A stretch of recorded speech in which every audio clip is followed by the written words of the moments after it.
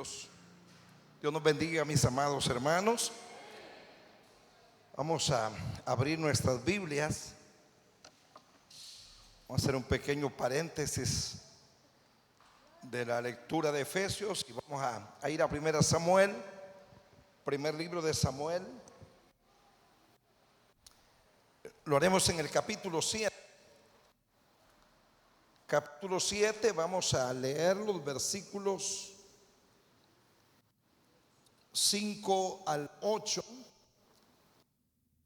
Luego vamos a hacer un saltito ahí hasta el capítulo 12. Versículo 10. Primero capítulo 7, versículo 5 al 8. Primer libro de Samuel. Amén, hermanos. Leemos esta palabra honrando al Padre, al Hijo y al Espíritu Santo. Y Samuel dijo, reunid a todo Israel en Mizpa, y yo oraré por vosotros a Jehová. Y se reunieron en Mizpa y sacaron agua y la derramaron delante de Jehová, y ayunaron aquel día, y dijeron allí: contra Jehová hemos pecado. Y juzgó Samuel a los hijos de Israel en Mizpa.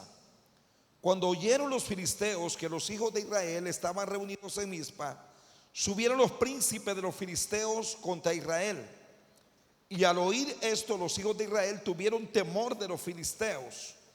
Entonces dijeron los hijos de Israel a Samuel: no ceses de clamar por nosotros a Jehová nuestro Dios, para que nos guarde de la mano de los filisteos. Capítulo 12, versículo 10, perdón. Y ellos clamaron a Jehová y dijeron: hemos pecado, porque hemos dejado a Jehová y hemos servido a los Baales y a Astarot. Líbranos pues ahora de mano de nuestros enemigos y te serviremos. Entonces Jehová envió a Jerobaal, a Barak, a Jefté y a Samuel, y los libró de mano de vuestros enemigos en derredor, y habitasteis seguros. Pero dice luego el versículo 24, más adelantito, solamente: temed a Jehová y servidle de verdad con todo vuestro corazón, pues considerad cuán grandes cosas ha hecho por vosotros. Mas si perseveraréis en hacer mal, vosotros y vuestro rey pereceréis. Amén. Puede sentarse, amados hermanos.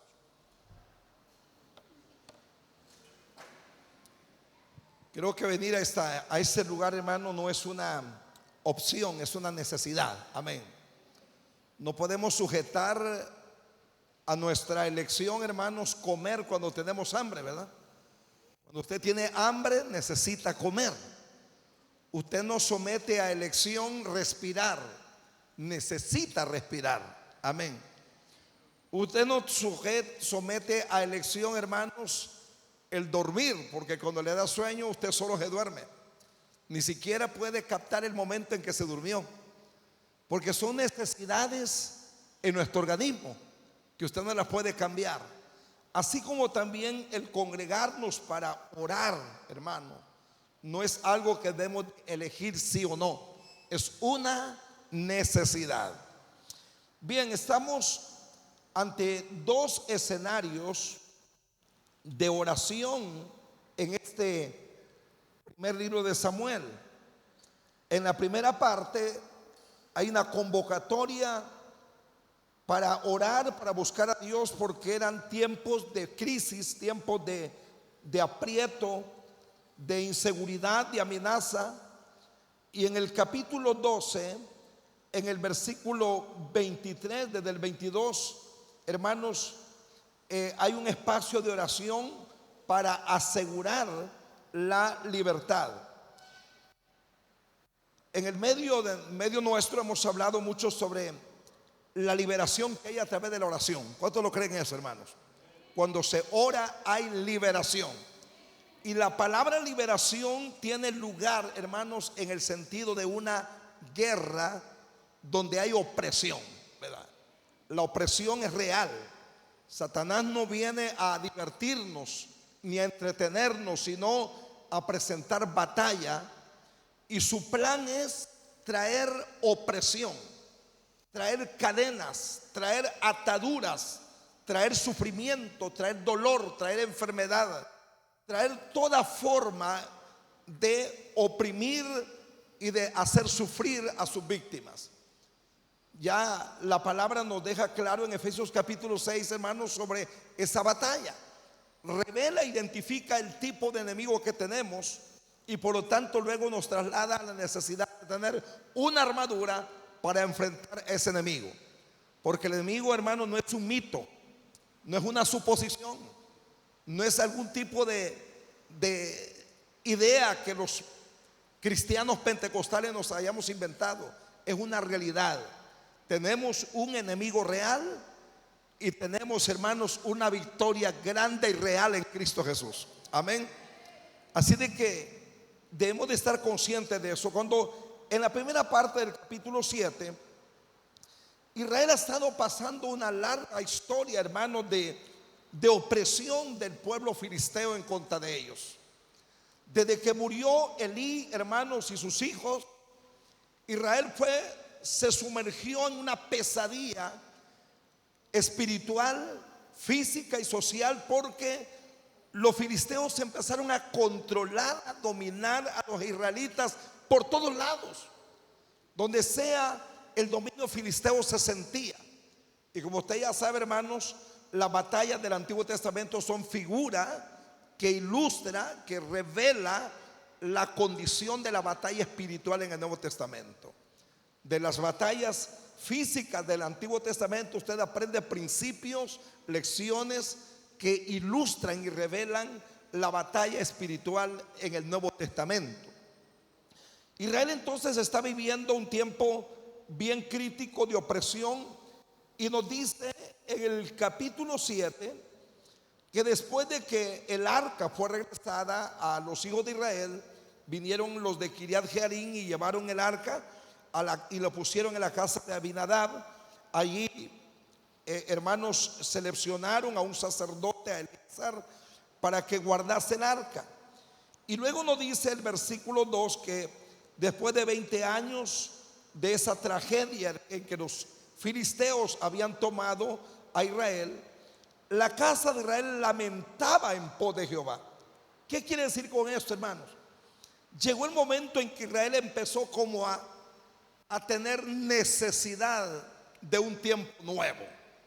Empezó a haber inquietud, hambre, desesperación por volver a la verdadera libertad, a la verdadera vida, a la verdadera experiencia de servir y adorar a Dios.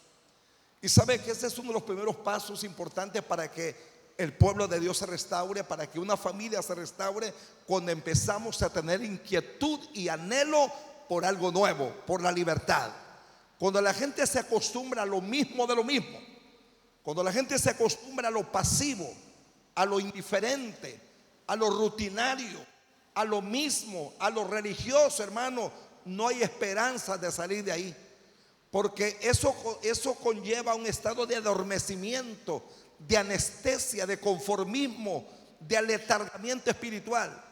Pero cuando empezamos a decir, no me siento bien como estoy incómodo por la condición en que estoy, esto no puede ser así, este no es lo que Dios diseñó para mi vida, este no es el propósito de Dios, lo que Dios tiene para mí es algo grande, poderoso, y no es este estado pasivo y descuidado en que me encuentro. ¿Sabe? Cuando usted empieza a sentir esas palpitaciones de cambio, ese despertar, ese anhelo, empieza a despertar su corazón para experimentar nuevo tiempo, ahí es el comienzo de una nueva ruta de bendición. Y aquí la Biblia dice que el pueblo lamentaba. ¿Qué lamentaba? Lamentaban el hecho de que aquellos tiempos gloriosos de plenitud, de bendición, de seguridad y avivamiento habían quedado en la historia, pero que todavía era posible, hermanos, cambiar la historia. Todavía podían volverse a experimentar el primer amor, los días de gloria, los días de avivamiento podían volver. Pero para que una verdadera liberación llegue, porque eso es lo que se ocupaba, una liberación verdadera, porque ya lo hemos dicho, los filisteos controlaban, dominaban y sometían a los hijos de Israel por todos lados. Y cuando el corazón de ellos empieza a ser despertado y reanimado por un cambio, la Biblia nos habla entonces que Samuel los reunió. Samuel los reunió.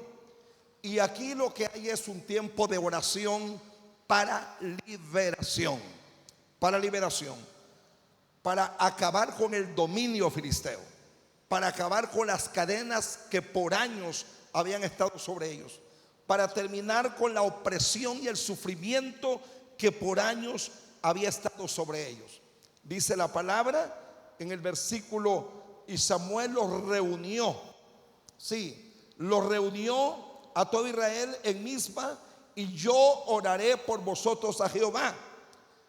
Cuando se reúnen para orar, qué bueno es reunirse para orar, ¿verdad, hermanos? Creo que es una de las mejores reuniones que pueden haber. Creo que es la reunión más importante que podríamos nosotros celebrar y mantener. Cuando yo tengo que visitar algunos lugares y algunas iglesias, una de las reacciones de los pastores es: hermano, mire, hoy es día de culto de oración. Y la nota siempre es: hoy van a haber pocos, no va a haber mucha gente porque es culto de oración. Esa es casi una nota repetitiva en todo lugar. Hoy, hermano, es culto de oración y va a haber poca gente. Y yo digo, qué vergüenza, a veces ni pena nos da decirlo, que porque es culto de oración va a haber poca gente, ¿verdad? Eso exhibe una vergonzosa condición del pueblo de Dios, cuando se dice que porque es culto de oración va a haber poca gente. De entender que no hay interés por orar, que no hay, hermanos, convicción de esa necesidad, que la gente sencillamente se acostumbra a una rutina, a una vida religiosa, pero no quiere ver ni cambios, no quieren avivamiento, no quieren ver restauración, no quieren ver nada, y ya adoptaron un formato superficial religioso que no les permite cambiar. Entonces se ve que no hay hambre, y entonces dicen: hoy va a haber poca gente porque es culto de oración. Como que dice, es el culto donde nadie quiere ir. Es el culto del desánimo. Es el culto que da pereza, que da sueño, que aburre. Claro, eso revela realmente una condición espiritual. Entonces, aquí Israel empezó a lamentar, empezó a despertar, empezó a sacudirse, empezó a decir: no podemos seguir más bajo este dominio. No podemos tener más el arca metida en una casa. El arca era el símbolo de la gloria misma de Dios en medio de ellos. No podemos vivir con esta pesadilla, con esta historia de haber sido vencidos y derrotados por los filisteos y ahora vivir sin libertad.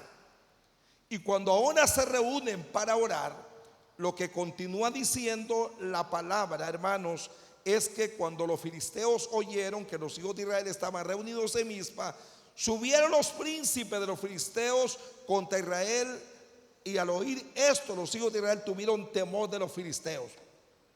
Me llama la atención, hermanos, que cuando Israel decide en ese espacio de su historia reunirse para, no solo para orar, porque es importante considerar, hermanos, que la oración de liberación va acompañada de arrepentimiento, conversión y cambio de vida. No podemos estar echando fuera al diablo y nosotros siguiendo viviendo lo mismo.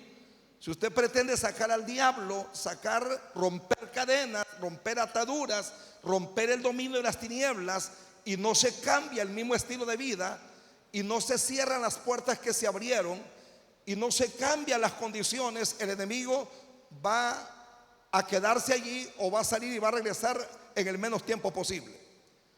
Porque la oración de liberación implica, hermano, crear las condiciones para que el enemigo pueda huir y no quiera ni pueda estar más allí. Esta oración nos habla de que hay un arrepentimiento. Le dice: vamos a dejar de adorar dioses ajenos. El pecado de ellos había sido ese precisamente, el haber prestado su corazón a adorar y a servir los dioses de los filisteos, los dioses de los amorreos, de los cananeos. O sea, habían cambiado a Dios, al Dios vivo, al Dios verdadero, por otros dioses. Habían coqueteado con los dioses ajenos. Habían entregado su corazón a la falsedad, a la mentira, al error, al engaño. Esa había sido la práctica que los llevó a convertirse en esclavos, a convertirse en víctimas derrotadas por el mismo enemigo, porque habían dejado a Dios por dioses ajenos. Y cuando usted dice: hermano, pues eso es la historia de ellos. Pero sabe que ahora la idolatría está tan sutilmente encarnada, a veces hasta en el pueblo de Dios, hermano. Todo aquello que a usted lo absorbe, lo desenfoca, lo distrae, lo tiene por ahí medio entretenido y lo desenfoca del propósito y lo saca de la ruta correcta, es un ídolo que usted y yo tenemos que sacar fuera de nosotros. Amén. Todo aquello que no nos deja crecer, todo aquello que no nos deja avanzar, todo aquello que está guardado en el corazón, todo aquello que nos tiene desenfocados, desmotivados o nos tiene atraídos, es un ídolo que hay que echarlo fuera, hermanos amados. Ya no es la Virgen de los Remedios, no es la Virgen de Suyapa, no es la Virgen de Mercedes, no es San Judas Tadeo, no es San Antonio de Padua, no es San Antonio del Monte. Son otros ídolos. Puede ser tu propio trabajo, puede ser el dinerito que nos cuesta soltarlo, puede ser cualquier cosa que nos tiene embobados, que nos tiene entretenidos, que nos tiene desenfocados, que nos quite el tiempo para congregarnos, para orar, para leer la palabra, para ayunar y para toda la práctica de las disciplinas espirituales. Cualquier cosa que nos esté deteniendo en el crecimiento espiritual es un ídolo que nos está estorbando. Y entrar a una liberación total implica romper con el dominio y el control de todo ídolo en nuestra vida. Romper con la influencia de los ídolos, con el control de los ídolos, en el nombre de Jesús. Y después de arrepentirse y renunciar a los ídolos, entra la etapa de conversión, que es la entrega total a Dios. Nos sacudimos del ídolo y nos enamoramos del Señor. Renunciamos al ídolo y nos entregamos al verdadero Dios, que merece toda la honra, toda la gloria, toda nuestra vida, todo nuestro tiempo, todo lo que podemos y tenemos le pertenece a Él. Amén. Entonces, la conversión es un cambio completo de actitud, es la vuelta total de una vida de 180 grados. Íbamos para el norte y vamos para el sur, íbamos para el occidente y vamos para el oriente. Hay un cambio total. Y todo esto es lo que se demandaba. Y dice la palabra que allí, dentro de todo este proceso, dice la palabra del Señor en el versículo 6: se reunieron en Mizpa y sacaron agua y la derramaron delante de Jehová, y ayunaron aquel día y dijeron contra Jehová: hemos pecado. Y juzgó Samuel a los hijos de Israel. Aquí hay tres cosas importantes. Dice primero que al reunirse sacaron agua y la derramaron. El derramar agua era un acto, podría decirse ceremonial, pero que tenía un significado espiritual. Derramar agua era el derramar la vida y entregarla de manera total. Cuando usted derrama agua, ¿verdad que no la puede volver a recoger? No se puede. Mas si la derrama en pura tierra, nunca la puede volver a recoger.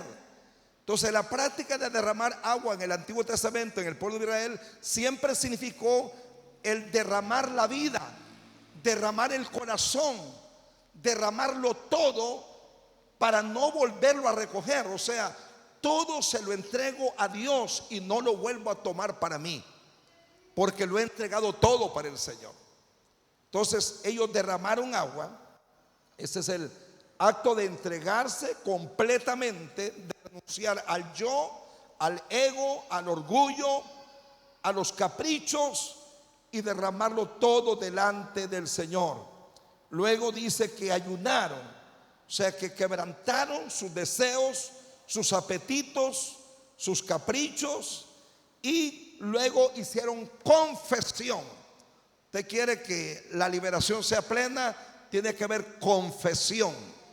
Hemos pecado, qué cosa guardamos adentro y que por algún momento nos ha dado vergüenza decirlo. Satanás le encanta, hermanos amados, tener a la gente atada mediante el hecho de que no haya confesión. No le digas lo que has hecho. Cuidadito le dices al pastor, cuidadito le dices algo a tu esposo, a tu esposa, de lo que ha pasado contigo. Cuidadito le confiesas a tu líder, a tu mentor, lo que ha pasado contigo. Mejor guárdatelo, de todas maneras ellos no te lo van a cambiar. Pero sabes que la confesión trae liberación. La confesión desarma la red del enemigo. Primero la confesión hacia el Señor, desde luego. De hecho, Él ya lo conoce todo. Pero también confesar nuestras faltas y sobre todo a aquellos que en algún momento hemos ofendido. Eso rompe, hermanos, el asidero del enemigo. Entonces aquí vemos derramamiento de la vida, del corazón, humillación total, humillación absoluta, el ayuno, sometimiento de deseos, de apetitos. Número 3, confesión total de todo lo malo que hemos hecho delante de Dios. No podemos estar escondiendo el pecado, porque entonces Satanás tendrá armas para seguir atando y seguir arruinando. Ante ese acto del pueblo de Dios, ellos se han reunido para eso. Se han reunido. Y allí la oración va a ser vital para obtener la liberación del dominio que por años había estado sobre ellos. Pero resulta que cuando ellos se reúnen con esta actitud, ¿qué pasa? El enemigo se despierta, reacciona, se levanta. Porque si hay algo que les digo no le gusta es cuando la iglesia empieza a orar, hermanos. Yo he escuchado, hermanos, por ahí diciendo un dicho un poco, diría yo, chueco, hermano. Ay, hermano, yo no me meto mucho con Dios porque mire que más se me revuelve el diablo, dice. Cuando yo me meto más con Dios tengo más problemas, hermano. Cuando me meto más con Dios, hermano, viera qué lucha las que me vienen. ¿Y qué espera? ¿Ah? ¿Y qué espera? Hermano, cuando se reunían los escribas y fariseos en la sinagoga con su gente muerta y seca, ningún demonio se revolvía ahí. Apenas llegó Jesús, hermanos, y los demonios empezaban a hablar en la sinagoga. Ahora, ¿qué indica, hermano? ¿Por qué no hay ninguna reacción del enemigo en una iglesia o en nuestra vida, hermano? ¿Por qué no se revuelve el diablo? Bueno, porque quien debería de estarlo revolviendo está en la misma oscuridad en que el diablo está, hermano. Las cucarachas y los ratones, hermanos, solo salen huyendo cuando se enciende luz. Cuando usted entra a una habitación así media oscura, hermanos, cuando no hay luz encendida, y andan los ratones, las cucarachas, los jates y todos andan por ahí, por todos lados. Enciende la luz, ¡ah!, salen todos a esconderse. Entonces, cuando una iglesia empieza a orar y empieza a encender luz, empieza a proclamar la palabra, empieza a proclamar avivamiento, empieza a proclamar despertar, empieza a hablar de arrepentimiento y conversión, ¿usted cree que el diablo se va a quedar riéndose y se va a ir a dormir tranquilo? Él se va a despertar, él va a reaccionar. Pero es la reacción de un derrotado, hermanos. Es la reacción de un vencido. Porque ya en Colosenses capítulo 2 versículo 15, el Señor ya dice que los exhibió. Cada vez que usted ora, clama, busca de Dios, hermano, provoca una exhibición del enemigo. Él es exhibido. Cuando la iglesia no duerme, está en pecado, no confiesa pecado, vive a la manera, el diablo no queda en exhibición. El diablo está escondido con los dormidos. Él duerme con los dormidos. Él está acomodado con los acomodados. Él está agazapado con los cristianos macilentos y perezosos. Ahí está él. Él no va a tener ninguna reacción. Él va a estar tranquilo ahí. Así de que si usted tiene problemas, glorifique a Dios. Seguramente al diablo no le está gustando que usted le está provocando daño. Amén. Quizá vino hoy con la carga un poco pesada y vino un poco agobiado, queriendo cambiar cosas que no las ha podido cambiar. Y de repente, cuando usted pensaba que su marido, que su hijo, que su hija o quien sea tuviera una reacción y se le puso peor, esa es señal de que los intereses del diablo están siendo golpeados, hermano. Amén. Pero siempre es la exhibición de un derrotado. El diablo siempre va a reaccionar porque siente que algo lo está amenazando. Los filisteos habían estado todo el tiempo en una aparente paz con Israel. Habían estado tranquilos. Claro, los hijos de Israel estaban encuevados, sirviendo a los dioses de los filisteos, viviendo en conformismo, sin despertar a la vida de Dios. Ellos están tranquilos. Y los filisteos pues están tranquilos porque a quienes ellos han sometido no reaccionan. Pero hoy que reaccionan, los filisteos también reaccionan. Entonces, cuando usted mire que una iglesia empiece a orar, van a haber demonios revueltos, van a haber problemas, van a haber ataques, van a haber luchas, van a haber por ahí enfermedades que van a aparecer. Y dice, ¿de dónde apareció esto? Es un hecho porque usted le está haciendo daño al enemigo. No quiero decir que usted va a andar buscando al diablo. ¿Dónde estás para echarte afuera? Usted no anda provocándolo, ni lo anda buscando. ¿A dónde está el diablo? ¿Dónde estás metido para echarte fuera? Usted no anda buscando al diablo. Usted está haciendo justamente lo propio que tiene que hacer como hijo de Dios: encender la luz. Amén. Usted hace lo que tiene que hacer: encender la luz. Usted hace lo que tiene que hacer: vivir confesando, vivir orando, buscar uno de Dios. Usted hace lo propio, usted hace lo justo que debe hacer un cristiano que esté en batalla. Y cuando hace esto, entonces el enemigo dirá: bueno, ¿qué le pasa a este que ya no quiere estar bajo mi dominio? Lo he tenido oprimido, lo he tenido por años derrotado, y hoy se me quiere liberar, se me quiere ir. Y van a haber problemas. Cuando usted andaba en el mundo, hay problemas que no estaban, ¿verdad? Algunos problemas no estaban. Ahí estaba tranquilo. El diablo así estaba, le ponía un somnífero y lo tenía durmiendo en su hamaca, ¿verdad? Entonces no habían algunos problemas, ¿verdad? La noviecita y el noviecito estaba de acuerdo con el noviecito y la noviecita mundana, ¿verdad? No había problema. Apenas empezó a despertarse y empezó a encender luz, el problema empezó a reaccionar. Aquí reaccionaron los filisteos. Pero ¿a qué vamos con esto, hermanos? Cuando ellos reaccionaron, al oír esto, los hijos de Israel, dice, tuvieron temor de los filisteos. Entonces dijeron los hijos de Israel a Samuel: ¿qué vamos a hacer entonces, hermanos? Ya no voy a orar porque el diablo se enojó, hermanos. Ya no me voy a congregar mucho porque el diablo se enojó. Ni voy a ofrendar porque cuando ofrendo más bien siento que el dinero se me hace menos. Dios santo. Ni voy a diezmar porque siento que el dinero se me hace menos. Diablo mentiroso. Y no me voy a congregar ya porque el diablo más se revuelve, hermanos. Entonces va a hacer negocios con el diablo, va a hacer alianzas con él, va a ponerse de acuerdo para no sentirse afectado o no sentirse afectada. Pero ¿qué fue lo que se hizo ahí? Dice el versículo 6. Le dijo el pueblo a Samuel. Qué lindo cuando hay intercesores, hermano, de marca, ¿verdad? Cuando hay gente que dice: esto no se queda así. No cese de clamar por nosotros a Jehová nuestro Dios, para que nos guarde de la mano de los filisteos. ¿Qué vamos a hacer, hermano? No vamos a cesar de clamar para que la liberación llegue de manera plena. Amén. Amén. No dice usted: bueno, hermano, ya no quiero seguir enojando al diablo. No deje de orar. Es que su tarea no es enojar al diablo, su tarea es sacarlo. Amén. Su tarea no es estar aliado con él, es sacarlo. Amén. Porque el diablo, hermanos, hace alianzas de paz, entre comillas, para luego arruinar a lo largo del tiempo. Él en su momento hará lo peor. Por eso es que la falsa paz que viene de vivir un cristianismo frío y tibio, hermano, de no actuar, hermano, al final trae consecuencias fatales.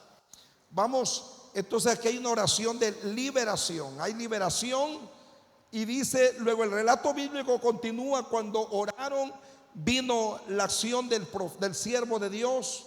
Versículo 9: tomó el cordero, se echó mano del poder de las armas que tenemos, el poder de la sangre del cordero, el poder del sacrificio de Cristo Jesús. Se sacrificó holocausto, entrega total al Señor. Y ese día dice que Jehová, ¿qué hizo, hermanos? Tronó, amén, tronó contra los filisteos, y los filisteos fueron derrotados. Los hijos de Israel no sacaron pero ni un leño para pelear contra ellos, porque Jehová tronó contra ellos y fueron vencidos, y pudieron decir: hasta aquí nos ayudó Jehová. Amén. Entonces la oración de liberación va acompañada de elementos, hermanos, que permitan sofocar y desalojar al enemigo del lugar donde él ha estado entronizado. Los filisteos, hermanos, tuvieron que irse. La historia cambió. Israel no siguió más dominado ni controlado. Ahora, nos llama la atención, hermanos, la bendición de tener intercesores. Y cuando le digo, hermano, de tener intercesores, me refiero a todo el pueblo de Dios tiene la obligación imperativa de ser intercesores. Hemos acomodado una frase muchas veces, hermano, no tan válida. Dice: el grupo de intercesión. Grupo de intercesión. ¿Y los demás qué son? El grupo de dormilones. El grupo que solo traga. El grupo que no hace nada.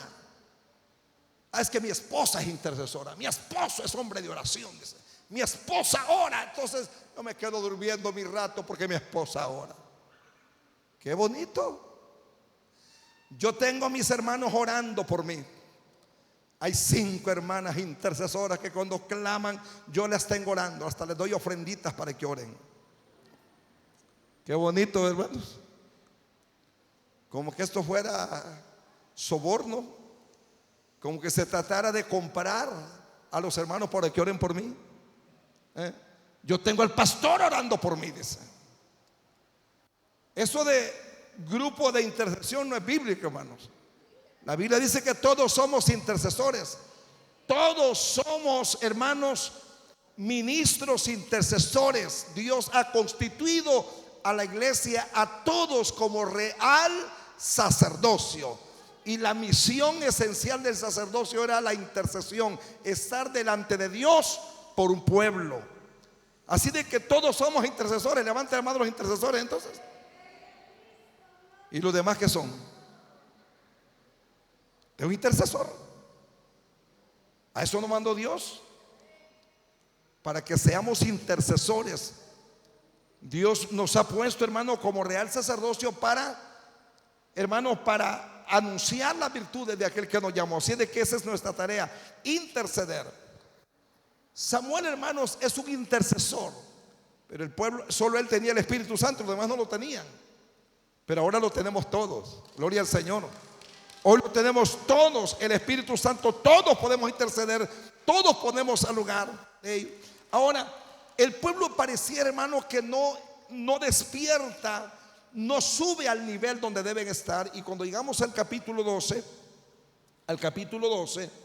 hermanos, han vivido todo este tiempo bajo libertad, diríamos nosotros. Han tenido la libertad y tienen incluso un rey a quien Dios hasta el momento estaba usando para mantener la libertad, y ha sometido a los moabitas y están viviendo un tiempo bueno.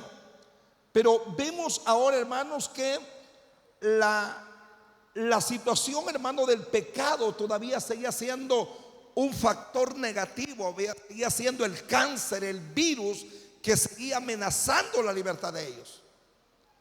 Y ahora ellos se dan cuenta, hermano, que siguen siendo vulnerables. Todos seguimos en una lucha, hermano. Una victoria no se resuelve un día. Ya estuvo, hermano, y ahora nos echamos a dormir. Ya estuvo, hermano. ¿Cuánta gente después de una gran victoria, hermanos, han caído en el letargo, en el conformismo, y de ahí viene el peor fracaso, hermano? Ya mi marido se convirtió, gloria a Dios, y cree que ya se resolvió todo. Ya logré que mi hijo venga al Señor, y cree que se resolvió todo. Ya tengo trabajo, hermano. Ya no oren por trabajo, ya tengo trabajo, ya gano bien. ¿Cree que ya se resolvió todo?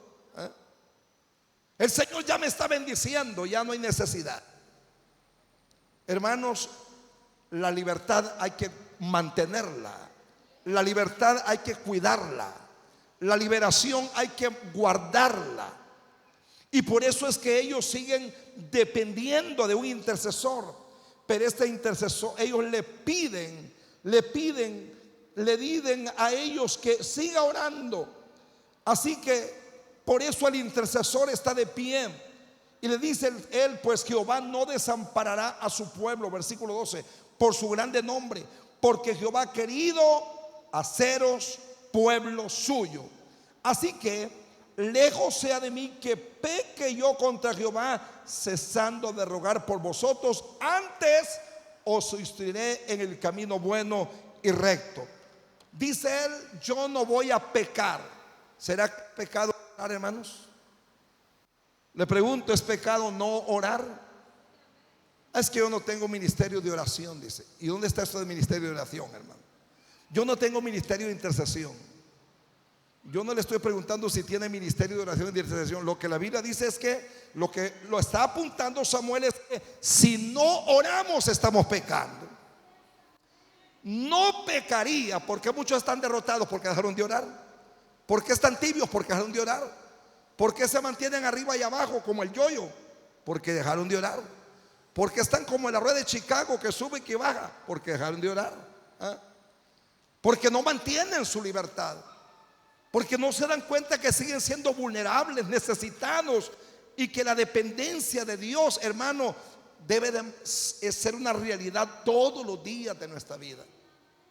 Entonces aquí vemos al pueblo reconociendo su necesidad permanente y le piden a Samuel que siga orando, y él dice, hermano, yo voy a seguir orando por ustedes. Yo no voy a pecar dejando de orar. Y me llama la atención la reacción de Samuel, hermano, porque a este momento de la historia ya le está despidiendo, ya está viejito, ¿verdad? Él ya está viejito, ya haciendo sus últimas jornadas de su ministerio, y ha sido defraudado duramente. Después de que Dios lo usó para liberarlos, para bendecirlos, para enseñarles la palabra, para hacer todo lo que hizo por ellos, llegó un momento en que lo defraudaron. Se puso a llorar, Señor, esta gente está pidiendo rey. Él sintió que era él que le estaban dando la patada, como decimos nosotros, que lo estaba menospreciando. Y le dijo el Señor, no te pongas a llorar, que es contra mí que lo están haciendo. Pero él sentía que es que no lo querían de pastor ya, no lo querían como ministro de la palabra, no lo querían como sacerdote ni como profeta, y por eso querían un rey. Y a pesar de todo eso, el intercesor no está amargado, hermanos. El intercesor no está diciendo, estos arruinados me cambiaron a mí por Saúl. Estos desobedientes, ingratos, infieles, me abandonaron, me dieron la espalda, porque me miraron viejito, porque miraron que mis hijos no eran como yo, me dieron la espalda. Él no está quejándose, él dice, no, yo no dejaré de orar por ustedes. Su compromiso, hermanos, es hasta el final, aun por aquellos que le han hecho daño, aun por aquellos que le amargan la vida. Seguimos orando por ellos, amén. Seguimos orando. Samuel no está condicionando la oración al hecho de que lo traten bien o que lo traten mal. Sencillamente, yo no pecaré dejando de orar por ustedes. Al contrario, lo voy a instruir. Instruir y enseñar la palabra era la manera de garantizar la victoria de ellos. O sea, si han sido liberados, ¿cómo se mantiene la liberación? Viviendo en la palabra, guardando la palabra, viviendo en comunión con Dios. Y eso es lo que le dice, yo voy a hacer dos cosas: voy a orar por ustedes y les voy a enseñar, les voy a instruir para que se mantengan en liberación, para que se mantengan en victoria, voy a seguir orando por ustedes.